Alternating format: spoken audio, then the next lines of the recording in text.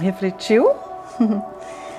Você trabalha na mente dos seus funcionários e você os prepara para não apenas para o sucesso, né, mas também para os tempos de dificuldades? Bom, um bom líder, ele corrige erros e um excelente líder, ele previne-os. Um bom líder enxerga o que está à sua frente, mas um excelente líder, ele vê além do que está diante dos teus olhos. Um excelente observador da psicologia, um escultor da alma humana. Jesus foi o mestre dos mestres da escola da vida. Uma escola em que muitos psiquiatras, psicólogos e executivos são pequenos aprendizes. Nessa escola, primeiro desenvolveu em si mesmo a paciência e tolerância. Quando menino, ele crescia em estatura e sabedoria. Isso está em Lucas 2,40. José e Maria admiravam este jovem surpreendente. Sua habilidade em observar os fenômenos sociais e ambientais era espetacular.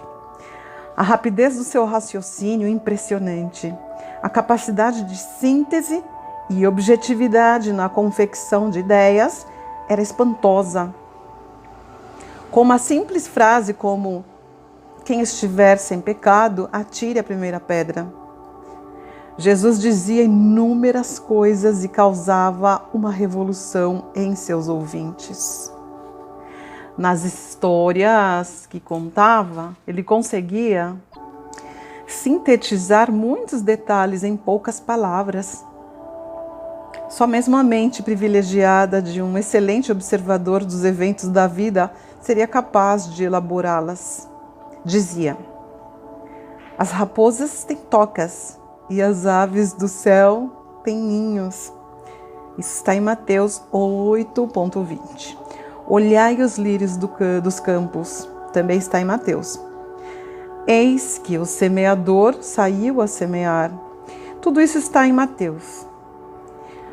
O mestre dos mestres foi um dos maiores contadores de histórias de todos os tempos. Histórias que mudavam o rumo da vida das pessoas que ele atraía e educava.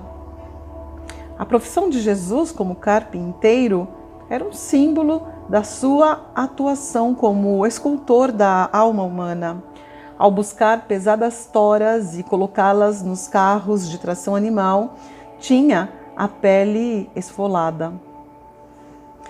A fricção de suas mãos com a lâmina de entalhar tornava-as grossas e ásperas. À medida que engrossava as mãos, o mestre refinava sua arte de pensar e amar. Enquanto encaixava as peças de madeira, analisava atenta e embevecidamente as reações e os pensamentos dos que o cercavam. Temos pouquíssimos relatos sobre o que ocorreu dos 12 aos 30 anos da vida de Jesus. E aí cada um fala uma coisa aqui, né? Sobre esse período que Jesus ficou afastado.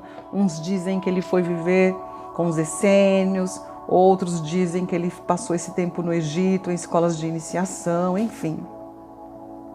Mas as ideias e conceitos que ele expressou sobre a natureza humana a partir dos 30 anos revelam que ele foi um excelente observador da psicologia. Não há profundidade quando os olhos da alma enxergam pouco. O homem Jesus prescrutava os comportamentos humanos e analisava as causas que o sustentavam. Percebeu que o ser humano estava doente em sua alma. Doente pela impaciência, pela rigidez, pela intolerância, pela dificuldade de contemplar o belo, pela incapacidade de se doar sem esperar a contrapartida e o retorno. Isso há 2000 anos atrás.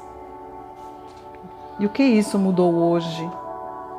E como você se coloca dentro da impaciência, da rigidez, da intolerância, da dificuldade de contemplar o belo, de contemplar o simples, de dar o valor pelas coisas e não o preço, o valor do simples, da comida simples, da risada simples, da amizade. Não sei, como é que está a sua vida? Quando você se doa para o outro, você espera o quê em contrapartida? Você espera o que de retorno? Certa vez, os fariseus indagaram porque ele se envolvia com pecadores e pessoas eticamente reprováveis. Jesus fitou-os e desferiu uma resposta certeira. Os sãos não precisam de médicos, e sim os doentes. O mestre da vida compreendeu as limitações humanas, entendeu que o ser humano domina o mundo externo, mas não tem domínio sobre o seu próprio ser. Roma dominava o mundo, mas os generais e imperadores romanos eram dominados por sua emoção arrogante. Somente alguém que conhecia as limitações humanas em suas raízes mais íntimas poderia amar incondicionalmente o ser humano numa sociedade saturada de preconceitos e discriminações. E hoje, como está a nossa sociedade? Com relação a alguns assuntos que você vê, ou pessoas, com relação à questão de racismo, preconceito, com relação aos negros, aos grupos homossexuais, como é que está aí hoje? Somente alguém que penetrou nas entranhas da alma poderia perdoar e dar tantas chances quantas fossem necessárias para alguém começar tudo de novo. Em uma terra de exclusão, Jesus acolheu. Em um ambiente social onde uns queriam estar acima dos outros, ele só admitiu estar acima das pessoas quando cravado sem piedade na cruz. Ninguém foi tão grande como ele, ninguém soube se fazer tão pequeno. Mesmo sendo tão grande, se fez tão pequeno. A grandeza de um empresário ou de um político não está nos jornais que a noticiam, mas na capacidade de se fazer pequeno para compreender as dificuldades humanas. Um pai nunca será um grande pai se não aprender a se curvar e penetrar no mundo dos filhos. Entrar no mundo dos filhos. Tentar ver através dos olhos do filho. O mestre do amor se fez pequeno para tornar grandes os pequenos. Você. E você consegue se fazer pequeno para alcançar as pessoas que não têm, por exemplo, o seu nível intelectual ou a sua experiência de vida? É porque não adianta você ficar criticando pessoas, não adianta, não é? Ficar criticando o outro, ficar criticando um povo, o povo que vota nele, vota naquele, sabe? As pessoas estão se ofendendo nas redes sociais, não adianta nada disso, né? Essa crítica sem afeto, ela angustia e controla a abertura da memória das pessoas a quem é dirigida. É necessário valorizá-las para que abram as janelas das suas mentes. Assim, as nossas palavras elas se tornam capazes de arejar a emoção dos outros.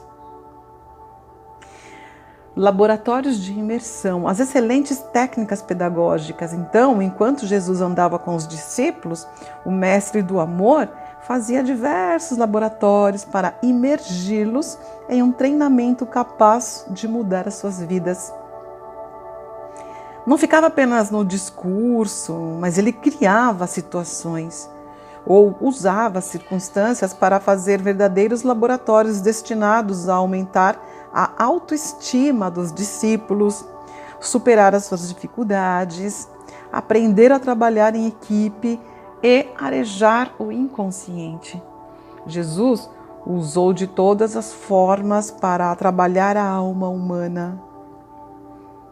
Ele escolheu a estirpe menos recomendável de homens para lapidá-los. Permitia, às vezes, que seus discípulos ficassem em apuros para que revelassem as zonas de tensão doentias de suas memórias. Quando isso acontecia, surgia uma oportunidade preciosa para que reeditassem o filme do inconsciente. Quando Pedro, sem consultar Jesus, disse a um oficial romano que seu mestre pagava imposto, Jesus perguntou-lhe: "O filho do rei paga imposto?" Pedro respondeu que não. Perplexo, entendeu que seu mestre era o filho do autor da vida. Por isso ficou decepcionado consigo mesmo, pois mais uma vez reagira sem pensar. Delicadamente, Jesus prosseguiu, fazendo mais um laboratório para ensinar Pedro a pensar antes de reagir.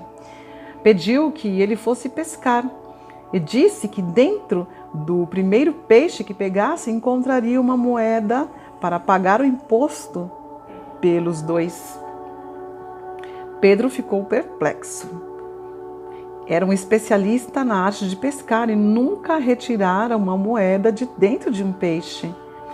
Enquanto pescava, ele refletia, penetrava nas favelas da sua memória e as reurbanizava.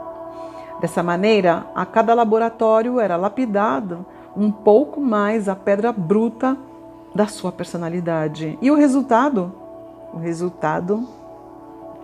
O apóstolo Pedro se tornou um homem tão inteligente e gentil que suas 2 cartas são um verdadeiro tratado de psicologia social. Delas emana a sabedoria, compreensão das dores humanas e dos conflitos existenciais. Ele, que não sabia suportar sofrimento ou estresse, estimulou seus leitores a não ter medo das dores da existência, mas a superá-las com coragem, sabendo que elas transformam a alma como o fogo que purifica o ouro.